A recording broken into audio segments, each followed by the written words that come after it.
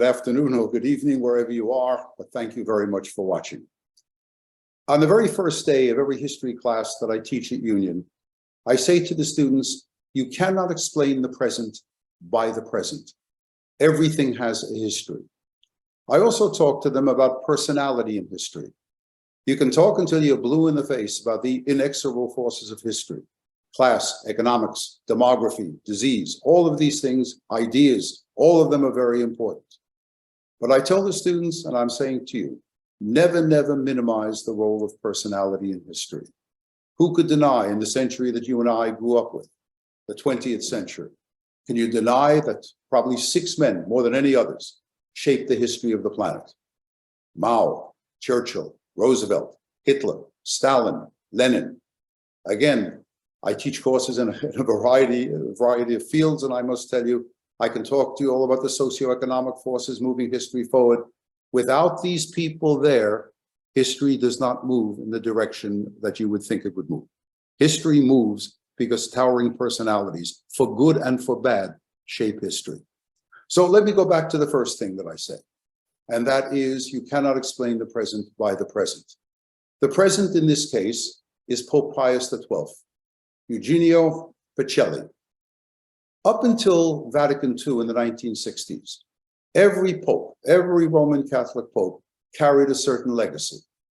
And the legacy is, of course, for one historian, a Holocaust survivor who lost his entire family during the war, Jules Isaac, referred to as the basic teachings of contempt. Teaching number one, Judaism at the time of the appearance of Jesus was spiritually bankrupt. The Jews worshiped the letter of the law, not the spirit of the law. If you were my students, I would say to you, I would ask you the question, what story in the New Testament makes that clear? But because we want to finish before Shavuos, I'll give you the answer. And the answer is Jesus chasing the money changers out of the temple. Look at the Jews, the point of the side. Look, they're turning a buck right near the Holy of Holies. In reality, there have to be money changers in the vicinity of the temple because Jews from all over the diaspora are coming to Jerusalem to offer sacrifices at the temple. They have to change their currency into the currency of Judea. So that's why there are money changers at the temple. But most significant of all, the church would teach up until Vatican II, that is in the 1960s, the Roman Catholic Church is going to teach advance the proposition that the Jews are guilty of the greatest crime that has ever been perpetrated on this planet. Homicide is murder, a terrible crime. The killing of parents, worse than that, parricide. The killing of a king, regicide, is worse than that. But the greatest crime of them all is the killing of the Son of God. And that, if you have some time, my friends, look at chapter 27, of the book of Matthew. It's laid out there very, very clear. There's Pontius Pilate, and I must tell you, with burning sorrow, I must tell you that Mel Gibson had it right. In that play, in that film, The Passion, he was true to the ideas or to the portrayal that was given in the New Testament in chapter 27 of the book of Matthew. There is Pontius Pilate. Jesus is on trial for being a heretic. And Pilate asks Jesus a number of questions. Jesus, as he usually does, answers in riddles. Pilate's wife comes over to him and says, have nothing to do with this good man. He has done nothing wrong. And then, according to chapter 27, this you can read in less than 5 minutes. According to chapter 27 in the book of Matthew, and repeated almost the same way in the Gospel of John, Pilate turns to the Jewish crowd. Remember, this is taking place in Jerusalem. Pilate turns to the Jewish crowd and says, I don't see anything wrong with him. And one of the most famous gestures in all of history, Pilate takes a flask of water, washes and says, I wash my hands of this. Turns to the Jewish crowd and says, what should I do with him? And the Jewish crowd, according to Matthew, says, crucify him, crucify him. And Pilate then says, why? What has he done? And then again, Pilate says to him, what should I do to him? What should be his punishment? And then, again, the Jewish crowd, according to Matthew, yells out, crucify him, and may his blood be upon us and our children. There is nothing in the history of anti-Semitism that is as important as this. Now, to be sure, again, we don't have time to explore this. Most historians, Christian as well as Jewish historians, say it's inconceivable that this is what really happened. No Roman procurator or governor in an occupied and a conquered province is going to turn to the people of that province and say, you decide who lives and who dies. Doesn't happen that way. What really is probably the issue here, but this is a matter of debate, scholars will debate this, is if you go past the Catholic Church, what do you see? Jesus there is on the cross, crucified. What does it say on the stylus of the tablet above him? INRI, an acronym, Jesus of Nazareth, King of the Jews. That's probably the issue. The issue is not that Jesus is a heretic. Who cares about that? Very few people will care. Heresy, God takes care of the heretics. The real issue is both for the Jewish plutocracy, the Jewish high priest, Caiaphas, and for Pontius Pilate. The issue with Jesus is not whether he's a heretic or not. Pilate couldn't care less. The issue is, will Jesus wittingly or unwittingly become the focal point for a revolution against Rome? That's the real issue. And so the point here is, again, the Jews are depicted in this way, and this is scripture, this is holy writ. There's a subtext to all of this. The Judaism today, I hope you know, is very much different from the Judaism of that time. Judaism at the time of Jesus was a proselytizing religion. Jews went out and converted people and were remarkably successful. There are estimates that 10 to 20% of the Roman Empire in the first 2 centuries of the Common Era was composed of Jews. A remarkable figure. So what's going to happen here is competition between Jews and the new Christian religion for converts. And if you are a Christian, a follower of Jesus, a belief that Jesus is the Messiah, Jesus is the Son of God, if you believe that and you want as your ultimate goal the Christianization of the Roman Empire, you don't blame the Romans for killing Jesus, you blame somebody else, in this case, the Jews. And then the final teaching of contempt. The covenant between the Jews and God is broken because the church taught that God sent Jesus, his only son, to the Jews. Jesus was in fact a Jew. And what did the Jews do? They killed him. And therefore, there's a new chosen people. This is what is known as supersessionism. There's a new chosen people, a new document, New Testament. This is the word of God. It's the Old Testament. If you want to be politically correct, and not politically correct, you should never use the term Old Testament because it implies that there's a New Testament that supersedes the Old Testament. The proper word is use the Hebrew, the Tanakh, or you use the Hebrew scriptures.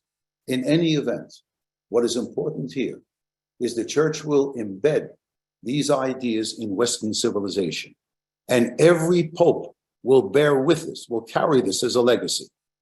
As we come into the, let's say, the medieval period, all sorts of rumors and ideas will spread about the Jews. Not only are they Christ killers, they take Christian boys and girls, take their blood away from them and use it for the baking of the unleavened bread, the matzah. That's ritual murder. Or that's blood libel, actually. That's blood libel. Ritual murder is the belief that when no one is looking, the rabbonim, the rabbis, and the well-to-do Jews go into churches when no one is looking. They go into the cupboard where there are consecrated wafers. Remember, in the Catholic Church, this is transubstantiation. When the Catholic bites into a wafer, he's consuming the body of Christ, drinks the wine, he's consuming the blood of Christ. And so what ritual murder is, the belief that when no one is looking, the Jews come in, go to the wafers and stab the wafers again in order to make Jesus suffer again. And more than one priest will testify. More than one priest testifies. He saw the Jews do this and he saw blood coming out of the wafer. The Vatican or the Pope, let's say the popes, never bought into that. Itinerant priests bought into that. And the population bought into that. But the papacy never bought into it. In the 19th century, however, things begin to change. As the church looks at the world in the second half of the 19th century, the Roman Catholic Church sees a number of enemies. Liberalism is an enemy. Again, you don't have to have a good deal, I'm not being condescending, forgive me here. You don't have to have a good deal of imagination to understand the threat that liberalism says. The liberalism presents not only to the Roman Catholic Church, but to virtually all religions, at least state religions. The idea that the relationship between an individual and God is a private matter, that the state does not have the right to intervene, this is something inconceivable to the church. The idea that liberals support secular education, where religious teaching is not there, is not present, that's a problem too. Socialism, communism, these are all the threats to the Roman Catholic Church. in the second half of the 19th century. And the problem is going to be that a disproportionate number of people among liberals and among socialists, and above all among communists, turn out to be Jewish or people of Jewish extraction. The chief rabbi of Moscow put it very, very well in the year 1912. He said something, the translation in the Russian would be something like this: the Trotskys play the tune, the Bronsteins pay the piper. The Trotskys play the tune, but the Bronsteins pay the piper. Trotsky is a pseudonym. They all had pseudonyms, these leaders. So here, Trotsky plays the tune. Trotsky is asked in the early 1920s, what are you, Comrade Trotsky? And the answer that he gives, I'm a Marxist-Leninist, a proletarian internationalist. Who the devil did he think he was kidding? He was, in the eyes of everybody that suffered from communism, he was a Žid, he was a kike. That's what he was. So if those who suffered from communism oppose communism, will identify their suffering with the Jews. And when I say a disproportionate number, I had some highly placed people. The first president of the Soviet Union was a Jew, Jacob Sverdlov. There's Trotsky, there's Zinoviev, and Kamenev. One of the oldest Soviet jokes is Kamenev turns to, who is Jewish, turns to Zinoviev, who is Jewish, turns to Trotsky, who is Jewish, and says, let's kick Lenin out and we can have a minion. It's an old Soviet joke. But the problem here is this idea that the Jews are responsible for communism.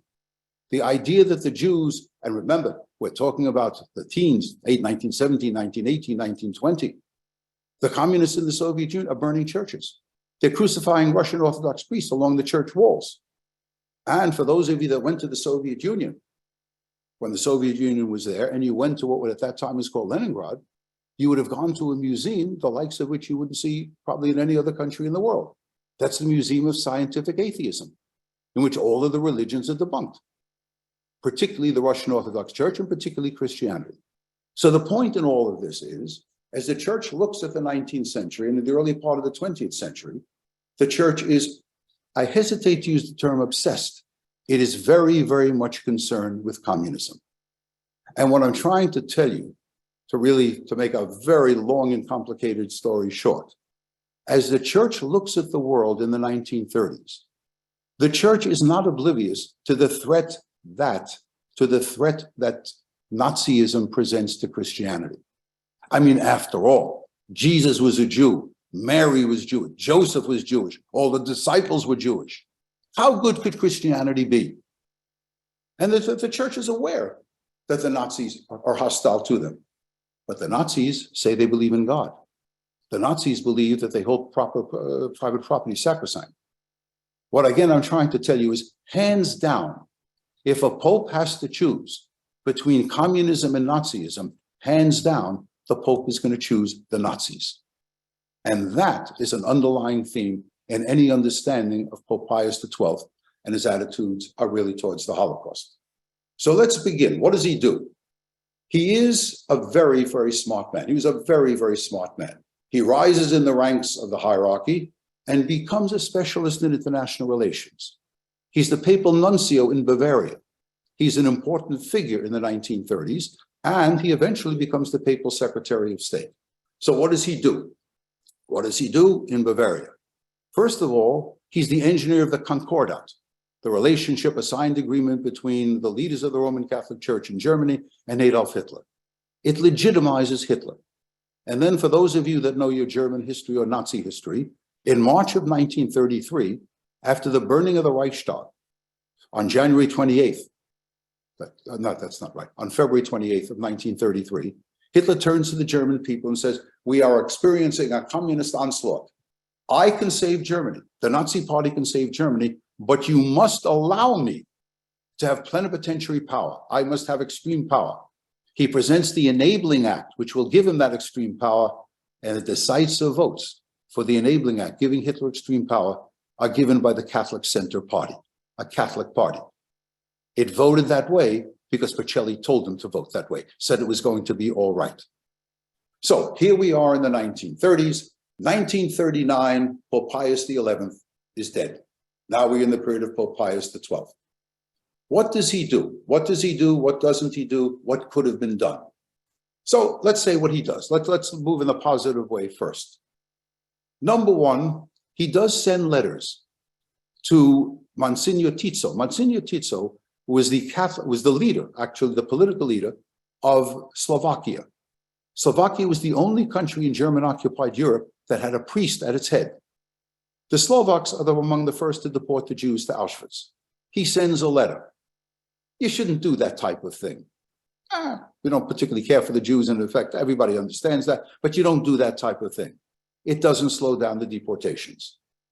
On March 19th of 1944, the Germans carried out Operation Margareta, the German occupation of Hungary. From late April to early July of 1944, 436,600 Jews will be sent to Auschwitz. Nearly all of them are going to die. The Pope sends a letter to Admiral Horthy, the regent of Hungary, in early July, asking him to stop the deportations. The deportations do stop, but it's not clear that the Pope had anything to do with it. The RAF had bombed Budapest as a warning. That probably was more concerning to Admiral Horthy than anything else. Roosevelt sent a letter to Horthy. That too must have been important. So we're not sure about what the Pope's role was here. Then, in the autumn of 1943, the Germans occupied Rome. And in Rome, the Germans begin to round up the Jews. That's what they do. They will eventually take about 11,000 Jews, not only from Rome, but from all over. The Italian record in the Holocaust, incidentally, is a good one. Out of 55,000 Jews living in in Italy, less than 12,000 were deported to Auschwitz. Nearly all of them are going to die, but that's not a bad record, I must tell you. 12,000 out of 55,000. So what's going to happen is, when the Germans occupy Rome, they begin to round up the Jews. Pope Pius XII allows 477 Jews to be in the Vatican. Now, here's the debate among historians. That debate is, did he tell monasteries and nunneries all over Italy to take Jews in? Thousands of Jews will be taken in. There's no evidence to suggest that he told monasteries. Individual Catholic priests and bishops and cardinals on their own probably did this. We're not altogether sure. I want to be as fair as I can here. So he takes 477 Jews in, takes the chief rabbi of Rome in. When the war is over, the chief rabbi of Rome comes out, and it comes out as a Roman Catholic. But who knows what went on in the Vatican? I can't say anything to you about that. But what I'm saying to you is the Pope does a certain number of good things. But the controversy over Pope Pius XII is not over what he did, but what he didn't do. From 1939 to 1945, Pope Pius XII does not utter a single word condemning what the Nazis are doing to the Jews. The Jews are never mentioned. From 1939, not in any Christmas address, not in any Easter appeal, nothing. Nothing is said about the Jews and what is happening. That's important. Very, very significant here. And one has to ask the question, of course, what would have happened? What could he have done? Now, make no mistakes. I'm going to say the same thing to you in several weeks, or when I talk about FDR. There's nothing that FDR could have done and nothing that Pope Pius XII could have done to save 6 million Jews. Make no mistake about that. There's nothing that those men could have done to save 6 million Jews. But we're not talking about chopped liver here. We're talking about human beings. What would have happened had the Pope actually said that the Germans were killing the Jews? Remember, it is not until 1942, that the secret of what the Germans are doing to the Jews, the so-called final solution, is being revealed. People are doubting what's coming in the newspapers. If the Pope speaks out, the vicar of Christ, the representative of Jesus Christ upon this planet, that's important. What would have happened had the Pope called upon all Catholics to rally to the defense of the Jews? There was one high-ranking church official, Archbishop Salège of Toulouse. I was going to say from the bema, but let's say from the pulpit. From the pulpit in his church, actually said, what the Vichy France is doing, what the Germans are doing, it's wrong. This is anti-Christian. And it's incumbent upon Christians to help the Jews. That took a lot of guts, or as my students would say, a lot of balls. It took a lot of guts for them to say that type of thing. But he did. The Pope doesn't speak out, doesn't reveal the secret, doesn't call upon Catholics, and doesn't give the real signals to the Hungarian hierarchy, the Belgian hierarchy, that is, to Catholic priests and cardinals all over German-occupied Europe. He could have told them, speak out and call upon your parishioners to come to the defense of the Jews. He doesn't do that. So the question then arises, why doesn't he do it? And here we're on murky ground. Is he, as John Cornhill said, is he Hitler's Pope? Was he really an anti-Semite, and his sins of omission and commission, were they really, let us say, he just hated the Jews? The evidence would suggest that that's not the case. He bore with him, as all popes did, as I said to you in the beginning of the talk. What he understood was the Jews killed Jesus. That was always the Jews were always problematic to the Catholics up until Vatican II. So, but this is not hardcore anti-Semitism. Is he worried about other things? Yes. Remember what I said to you about 20, 25 minutes ago. For the Pope and for the many Catholics, and for many Americans, that's whatever you thought about the Nazis, they were a bulwark against the expansion of communism. You don't want to weaken the barrier to communist expansion. And then something else, right? A transcendental question. I raise this with my students and with other people, and I'm raising it with you. It's very easy to speak out against evil when you don't have to pay a price. I tell my students at Union, you don't like me, what the hell? You can go to the dean, you can do anything. You don't like President Biden, you didn't like President Trump, you signed a petition, boom, boom, boom. Will I give you a bad grade? Will I fail you? Will you be thrown out of school? The answer is no. Forgive the colloquial. You separate the men from the boys, the women from the girls. When you resist evil, and there's a price to pay. I'm trying to be as fair as I can. What the Pope probably worried about was, if I speak out against the Nazis, will they come down hard on the Catholic Church? Will they arrest priests? And when the Pope does intervene, interestingly enough, he does intervene for baptized Christians, for Jews who have been baptized. There he goes to the wall. There he speaks out. There he sends private letters to Hitler, in fact, and to others, wanting to protect baptized Jews. But the Jew, qua Jew, that Jew, he's not interested in for the most part. And again, trying to be as fair as I can. To the eternal glory of the Roman Catholic Church, it spoke out against the euthanasia campaign. It went to the wall. It made protests and forced the Nazis, at least temporarily, to slow down the euthanasia campaign, which eventually took over 300,000 men, women, and children. So the church did speak out. The church speaks out for the mentally and physically debilitated, but it doesn't do very much to help the Jews.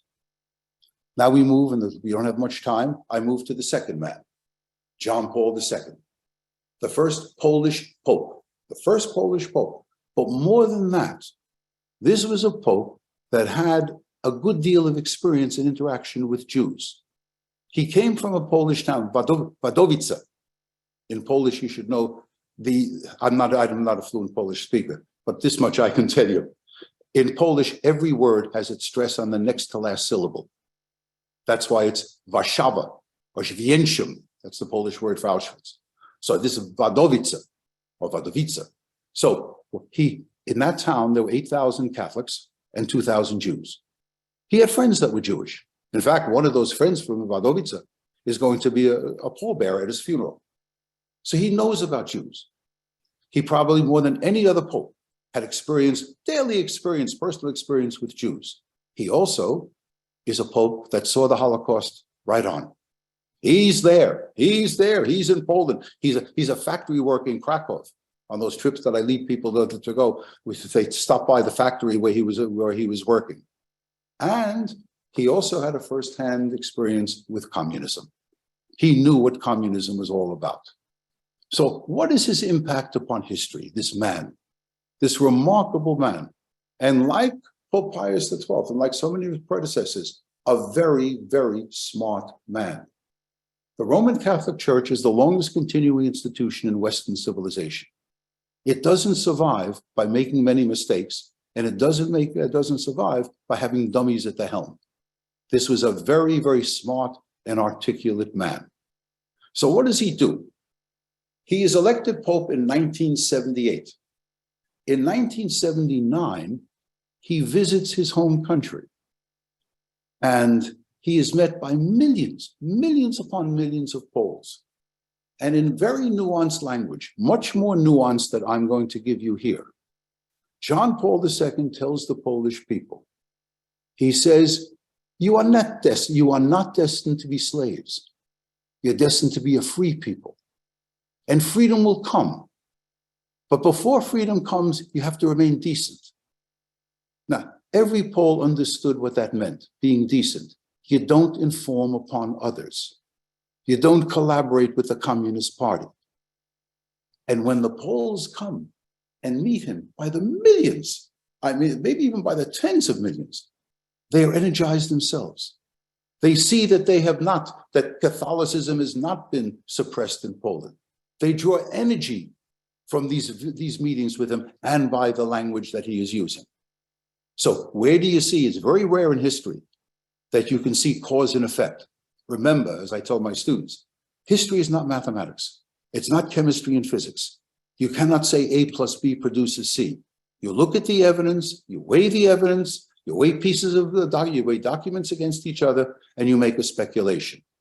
So what I'm trying to tell you here again is that any discussion of the demise of communism has to factor in John Paul II.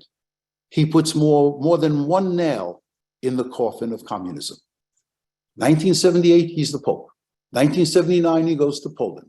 1980, this Polish shipbuilder, steelworker, Lech Walesa, jumps over the fence in the Gdansk shipyards, and solidarity is born. This is the death knell of Polish communism.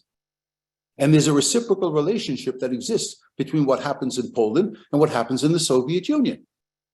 That is, what's happening in Poland with Solidarność, or solidarity in English, what's happening in Poland resonates in the Soviet Union. And what happens in the Soviet Union resonates in Poland. It goes back and forth. So in terms of the demise of communism, if he had done nothing else, John Paul II must be considered one of the great men of the second half of the 20th century. And when it comes to the Jews, this is a very interesting man. This is a good man. This is no anti-Semite. And in fact, in some ways, you could even argue that he was a philo-Semite. He reaffirms some of the teachings of Vatican II. Item number one, the covenant between the Jews and God has not been broken. The church had taught there's a new chosen people. Remember, I went over with 25 minutes ago. He is saying there is a covenant between God and the Jewish people. In a sense, the Jews are still the chosen people of God. He is saying that. He then goes further and says that Judaism is the elder brother of Christianity. That's powerful stuff. That really is powerful stuff. And he is the first Roman Catholic Pope, first Pope, to go into a synagogue and pray alongside of the Jews. He is also the Pope that goes to Israel. Now, the relationship between the Vatican and Israel had been warming up for some time, but he makes an official diplomatic recognition of the state of Israel. Again, this is a turning point in the history of the relationship between the Roman Catholic Church and the Jewish people. Now, there's a line beyond which he cannot cross. That is, he actually makes a statement on the Shoah and uses that term, the Shoah, the Holocaust, uses that term. This is a statement at the end of the 1990s in which he apologizes for the behavior of Roman Catholics over the centuries, including during the Holocaust, about the behavior of Catholics towards Jews. Now, if we were really on the ball and you were in my class, I'd walk down in front of you and I'd ask you, what's the red line that he wouldn't cross? And you know, I'd get the right answer. And I'd get the right answer. If you're teachers, you never learn this in a pedagogy class. The nasty rumor at Union College is that I intimidate my students. To a certain extent, that's true. So I stand alongside one of them, ask them the question, what's the red line that he's not crossing? And you know what? Believe it or not, I can get a 20-point rise in the IQ. I can get it. It doesn't last for more than 30 seconds. But you know what? You can get a lot in 30 seconds. The red line that he will not cross. He apologizes for the behavior of Catholics, individual Catholics, in their behavior towards Jews in the Holocaust and before. He does not apologize for the church. The church is infallible. The church is the body of Christ. The church is infallible. He cannot criticize the church. He criticizes individual Catholics. But nonetheless, this is the first statement in which the church addresses itself to the problems of what had taken place. Now, before we adjourn, before I ask you if there are any questions, let me go back to Pope Pius XII. I don't think he was a good man. I really don't think so. I think he has culpability here. But we can discuss this, and the Catholic historians, for the most part, would not side with me, although some would. But there are things after the war that Pope Pius XII that were not good.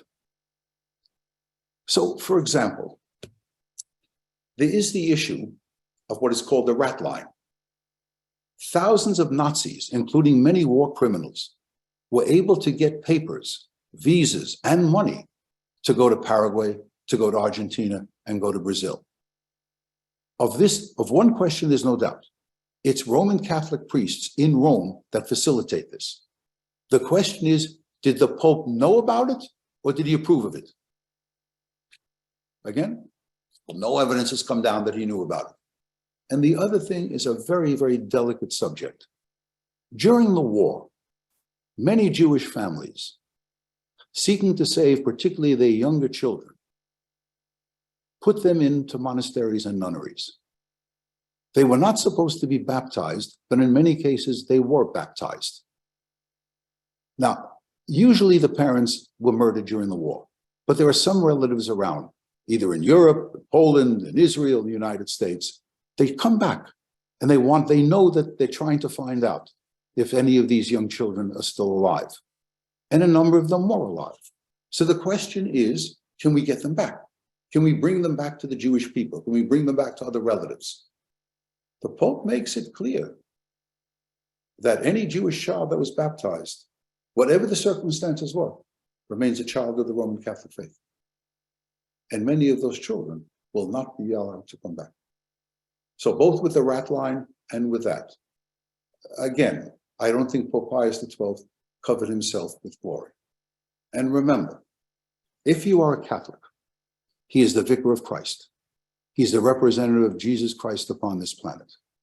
And also, beginning in the 1860s and the 1870s, it doesn't come from the year one. That's the doctrine of papal infallibility. When the Pope speaks ex cathedra, that is from the chair, on matters of faith and morals, he is infallible. Is not the murder of 6 million Jews, isn't that a matter of faith and morality? And the answer is yes. So two men have appeared on the historical scene, and they have changed the course of history. The best that one can say, and it's not an insignificant thing, I mentioned this to you about 10 minutes ago, and that was the Roman Catholic Church has turned the corner. It is no longer the enemy of the Jewish people. That some individual Catholics, like Mel Gibson, continue, and his father continued to adhere to some old stereotypes about the Jews, that's aberrational. As far as the institutionalized Roman Catholic Church is concerned, the church and the Jews, if they haven't become friends, they've buried the worst aspects and the worst parts of the animosity. The church has turned the corner. All right, my friends, it's all yours. Let it rip. I've opened the chat, so feel free to ask questions. Nancy has already a question I wanted to share with you, which is, people always wonder about access to files in the Vatican to do research on a variety of topics. Has the Vatican opened up the files so you can read more about Pope Pius XII, or is it still kind of hard to get access? The answer is yes and no.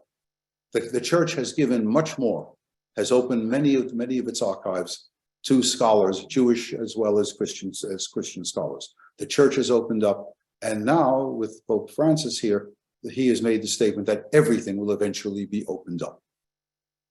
So the answer to that question is the Vatican has really made it clear and has really allowed many scholars to go in. When they stopped, when they drew a line, many of the scholars that were on a special committee resigned from the committee, protesting against the Vatican's behavior. But now everything is open. Do you have any books you can recommend for people who want to read further about either of these popes? The best book, of course, is the last one that came out, The Pope at War by David Kurtzer. There are other books by David Wistrich and others, but this is really the best. The Pulpit War. So by you David you Press. you you lead lots of trips. I mean, you just got back from Cuba, and you Yes. told me you take between like 40 people at the height. You have like 120, I think, in a group. Yeah. Do you go to Rome on any of your trips? And if so, how do you address the issues that you just talked about with us in Rome? Actually, yeah, we're going to Italy. I've led trips to Italy. We're going again to Italy in the first part of July again. I say the truth. I say what what I've said to you. I won't hold back anything when I go to Rome. The interesting place is, I've been to Poland close to 100 times. I used to take trips to the Soviet Union, and I knew when I was in the Soviet Union, I had to watch what I had to say. I had to watch it. Up until the last 5 years, believe it, I've been in Auschwitz 100 times. Unbelievable. People think I'm crazy, but that's part of our trip. So we go to Auschwitz. I never had to watch what I said. This right-wing government in Poland, this is problematic. There's a Polish law that says that anybody that speaks about Polish collaboration with the Nazis in the murder of Jews can be sued.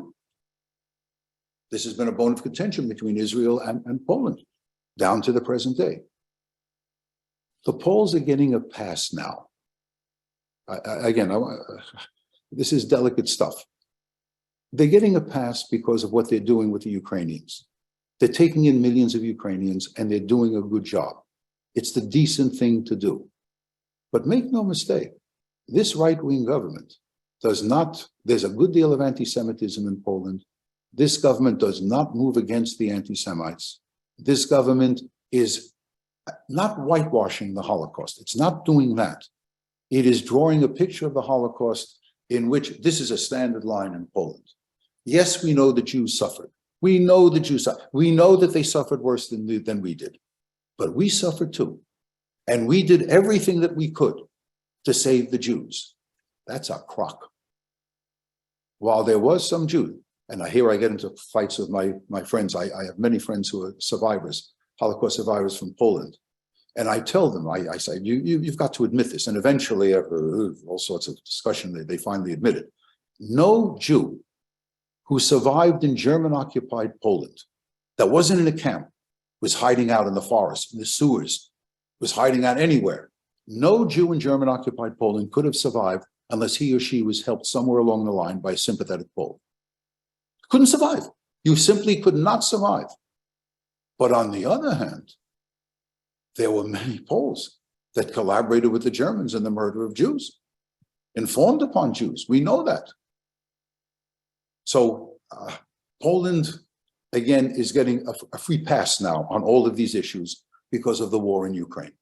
But make no mistake, if you are a civil libertarian, you believe in an independent judiciary, you believe in the right of women to choose, Poland is not the place for you. Although we go there, it is a very, very interesting place to visit, and that is the Jewish heartland.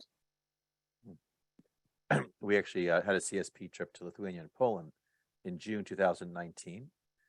And those issues you just brought up were very much at the fore. And as you mentioned, they're obviously not on the issue list right now, given contemporary situation in Ukraine.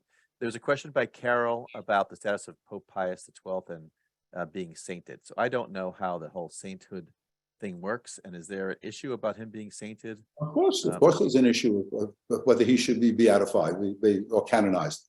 The issue is this a man who could have done much to save fairly large numbers of Jews and didn't do it? Should he be made a saint?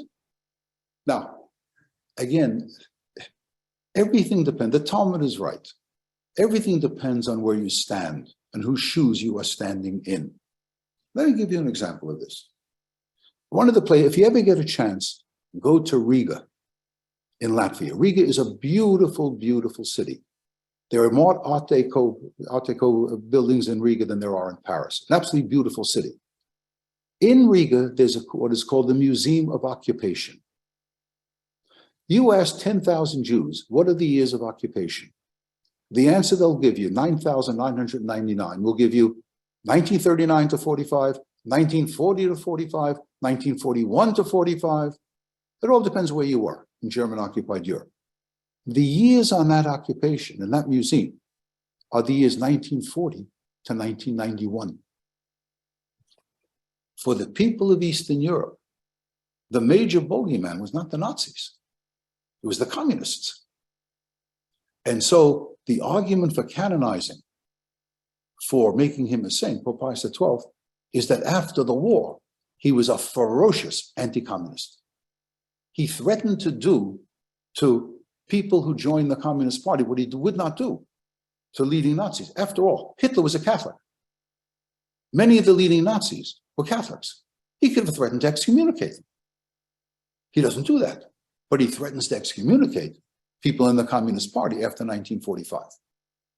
So the point here is, if communism is the ultimate evil, and this is the man that stood against communism, well, make him a saint. But who is like in the movement to block that then right now? Because it doesn't matter what the Jews say. No, it does matter what the Jews say. I mean, the church really, as I tried to say, Ari, the church has turned the corner. This would be a regressive step. And there are a number of Catholics, not so much within the hierarchy, but liberal Catholics outside of, let's say, the institution of the church that are speaking out against it. It would not be a good step. Now, no man is without flaws here. We're all flesh and blood, including John Paul II. He canonized Pio, that's Pope Pius IX. He was a tough guy, a really tough guy. Do any of you know, I think I'm still in the classroom, any of you know what is called the Maratara affair? Anybody know what that is? In 1858, there was an incident in the papal city of Bologna. In that city, there was actually it happened a few years before, there was a Jewish family, middle-class family, that hired a teenage Catholic girl to be a nanny for their infant. The infant got sick. The nanny, who got attached to the infant, thinking that the child was going to die and would burn in hell because he was Jewish, took him, without the approval of the parents, took him to a local Catholic church and had him baptized. Years later, not many years later, the girl is going to inform Catholic authorities that this boy is in fact a Catholic. He will be taken away. He will be taken away from his family. They will not see him until he's 21 years old, and when they see him, he's a Roman Catholic priest. This is the famous Maratara affair. And Pio IX, Pope Pius IX, was the man that was there. He was the Pope that agreed to all of this. He is also the author, he's the Pope at the time, what is called the Syllabus of Errors, E-R-R-O-R-S, in which Catholics are told that certain ideologies like liberalism and socialism are anathema. You cannot belong to them. This is a guy that is very conservative. This is a guy of the Maratara affair, and this is the man that has been made a saint. And John Paul II made him a saint. So, I mean, what can I say? Remember, the Pope is as much a political leader as he is a religious leader. He's a pragmatist and a theologian. When you go traveling or in your studies, do we still come across the blood libel and ritual murder in parts of the world in Europe, Eastern Europe? Is that still something that's still out there? All right. I have heard people ask me, but this is a long time ago, this is in the 1980s. People ask me in Poland, is it really true the Jews killed Christian boys and girls? All right. If you go to Spain, the tour guides won't take you there.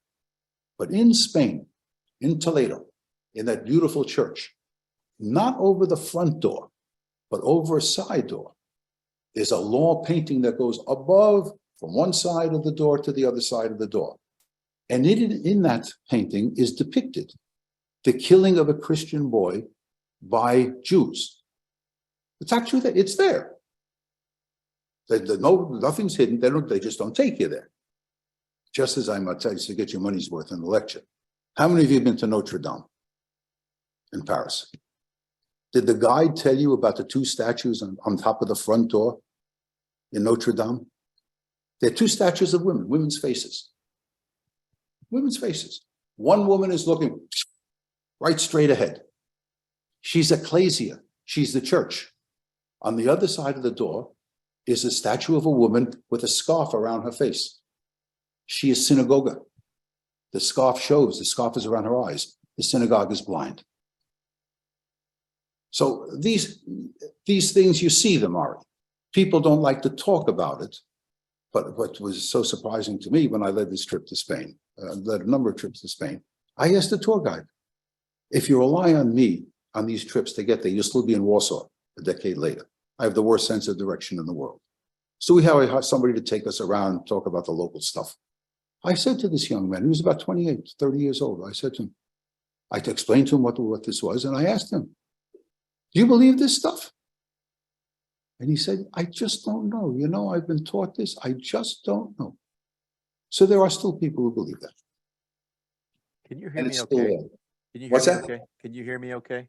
I could hear you okay. Some yes. people are saying they can't hear me, so I just didn't know. So what about, tell us about your students. So when you, do you teach this that you just taught us about the Pope? Is that part of a class you teach? I teach a course on the Holocaust. The Holocaust is something that students are interested in. So I get about 200 students in the class. We only have 2,200 kids in the school. It's probably the largest, not because of me, but because of the subject. It's probably the largest class that's ever been taught in Union College history. Most of the students are not Jewish, much to my surprise. And it gets difficult. The most difficult thing, if you want to be honest about this, it is what I spoke to you about in the early part of this lecture, the Christian roots of anti-Judaism. Nobody likes to hear that their religion did terrible things, that people in the name of that religion did terrible things. So I've got to draw a line. I can't hold people today responsible for what was done centuries, if not millennia ago. But it is a, if you're honest, you've got to talk about these things. You just have to talk about them. So I think the response has always been, it's been a good one. So yeah, I've been trying to adjust my, I'm getting a lot of criticism about my volume. Can you guys hear me better now, Ahuva? Can you hear me? Is this better? No? Okay, Barry says fine. We're almost out of time. So if you have any last questions besides my volume, please put them into the chat and we'll try to get to them. This has been a terrific a program, very informative. And as I said, we just lost a pope, even though he's not an active pope. I don't know how many times in history we've had like two popes. I didn't have a chance to do some research into it, but we did lose a pope who retired, I guess, early. And Ari, you've got to see, I see some questions coming in. I saw a question just come in. Here. Yeah, I see one from Alita. Had the church spoken up against or confronted Hitler, would Catholics have been murdered? I mean, but you talked about that. We don't know. But we don't know what would have been done. We simply do not know. Hitler was very much aware of the power of the Catholic Church. Stalin used to say, when he was asked at Yalta about partitioning Poland, taking part of Poland, and someone said to Stalin, aren't you worried about the church? And his famous remark is, how many divisions does the Pope have? The Pope doesn't have any divisions, but the Pope has enormous spiritual influence. So, yeah, Hitler was aware of this. Whether he would have moved against the Catholic Church, I don't know. But again, please remember what I said to you. This is a transcendental case of how do you resist evil when there's a price to pay. I don't doubt for a single moment, if the Pope had spoken out, some Catholics would have suffered. That's the transcendental question. How do you resist evil when there's a price to pay? And remember, after all, who is he? If you are a Catholic, he's the vicar of Christ, the representative of Jesus Christ upon this planet. You know what the old joke is, again, I'm not being flippant. Would Jesus have driven a Mercedes? Would Jesus have conserved on oil and gasoline? Those are silly questions. The more relevant question is, what would Jesus have said if millions of his own people were dying? What would he have said then? And the Pope is the representative of Jesus on this planet. My own feeling is he should have spoken out. We just, a friend of mine, Rabbi Charlie Saviner, had a program in which featured Rabbi Saul Berman, who I'm hoping to have back on. And Saul Berman talked about his responsibility he felt to go down and help to register Black voters in the 60s, and how he was put in jail and the local Jewish community came and told him he needs to leave town and it's not his issue. And he then pulled out the Leviticus Holy Code and showed how in it says you can't stand by silently. So he That's trumped true, them. Larry. That's true. But when you spoke to me before the program began, the Jews in Selma raised an interesting question with him.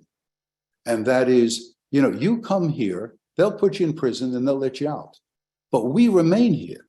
We pay the price. It's very easy to be a good time Charlie when you don't have to pay the price when others do. In the early 1930s, Hitler came to power on January 30th of 1933.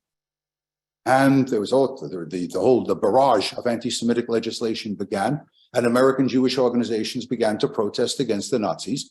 And a delegation of German Jews came to our country and said, don't do it, because they'll take it out on us. Now, I'm not saying what we did was wrong or what we should have done. In the end, we should have protested more. But everybody leaves hostages to fortune. We know it in our personal lives. Everybody leaves hostages to fortune. And it's very difficult to do the right thing when you, your family, and others may pay a heavy price. So very thoughtful, challenging program. Great questions, everybody. We are exactly. Thank you all, my friends. Thank you. Exactly. So we wish you a nice stay in Florida. Will you be in Florida next week as well when you come back? You're going to be back? Yeah, I'll be here. There's no virtue in suffering. That's the Jewish way, right? No virtue in suffering. I'm in upstate New York, whereas my Italian friends say, you freeze your gullions off up there. So it's good to be here. Okay. Thank you all for watching. Take care. We'll see you all next week. Again, I guess that I believe the topic, so I'm going to get this right. Hold on. I think we tried to keep it in historical order, is FDR and the Holocaust. So that's what we'll be exploring next week. Same time, same channel. Thank you, everybody. And I think Ahuva Ho is a big fan of yours. I think she may even have written to me, told me how to bring you back. So Ahuva, this is for you as well as Howard Dragutsky and all of your fans here in Orange County, California. And Barry Mann, too. They came on with me to Cuba. Oh, terrific. And I will share information if you want to go traveling. Our professor is going traveling again. Professor Berk is on the road. He just got back from Cuba and he's going. Did you say Italy? Is that where you're going? We're going to Prague, Budapest, Krakow, and Warsaw in the second half of June, and to Italy in the first part of July. So we have CSP adventures, but we also more learning is better. So we want you to know about all these opportunities and what a great way to travel to go to these places with Professor Berk. So I'll share information about that if you're looking for a travel adventure. Take care, everybody. David Wilner, it's good to see you. And Esther Dosick, seeing you again, and Chuck and Barry Cohen. Those of you, that's what I can see on my screen right now. I'm going to see what my children have done to my house while I've been on the lecture. Hopefully they haven't drawn on the walls, destroyed the TV. I have no idea. You never know. Legos are probably everywhere. Howard Dragutsky, to see you. Rubens, nice to see you as well. CSP back in person for local people next week, or this week, actually. So if you're local, hopefully I'll see you this week with Professor Rafi Zaharim, who's in town. Professor Berk, we'll see you next week. Good night and thank you. Bye-bye. Take care, everybody. Bye-bye.